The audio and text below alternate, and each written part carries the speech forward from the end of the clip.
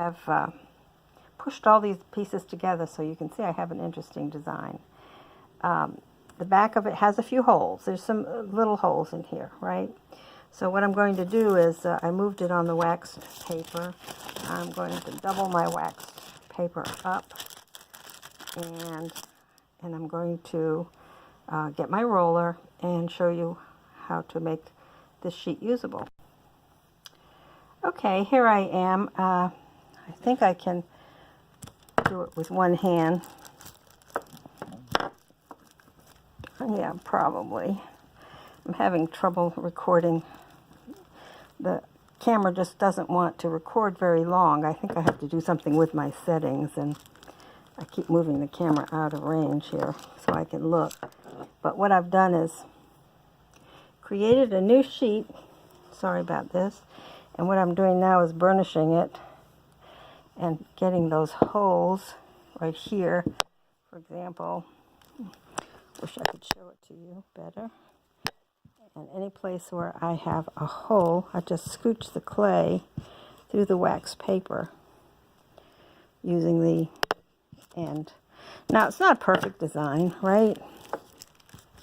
But I made several beads with this to go with beads that did have the perfect design. And it's got the suggestion of that pattern. And that's the whole idea. So just in case, you know, there's silk screened clay, you'll lose the design if you roll it all up. And I wanted to keep some of the elements of the design. It's not perfect, but when I cut these into beads, your eye will fill in if it's familiar with what it sees on the other bead and the other designs, it will fill in because it just remembers it. So anyway, it's another way to use the scrap clay and actually get a continuation. So if I needed more beads, I could make a pair of earrings out of that. And I couldn't have. If the way it was before, there were not big enough pieces to do that. So let me take the wax paper off, and you can see a better picture of it. So there it is. Yeah, and I could probably put a little blue design there if I wanted to, but you know, it's probably easier for me to just cut what I want. Cut a bead, roll it up, wrap a bead. And here's some of the other things that I have. In fact, let me see. Here's one I used scrap clay, and it was silk screened. And you cannot, let's see, roll it into a roll and squish it up because ultimately the paint would get lost.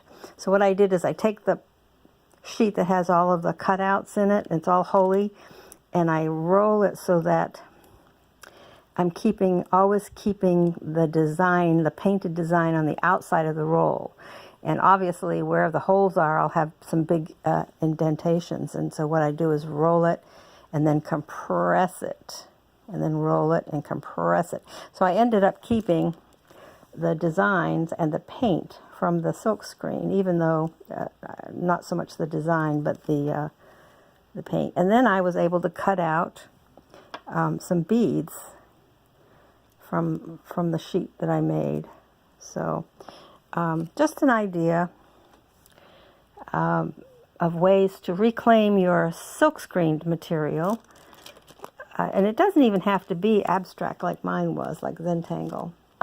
But you're all familiar with this pattern, and I love it. Let me see if I can find a piece here. Yeah, I use these Zentangle pieces like that, and that's just a whole piece I haven't started using yet. And all the blue now I have pretty much used. These are all in wax paper.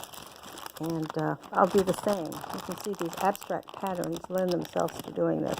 So I never throw away the piece. And I don't roll it back up because then I get gray clay, right? Mix black with the white or whatever. You'd get mud.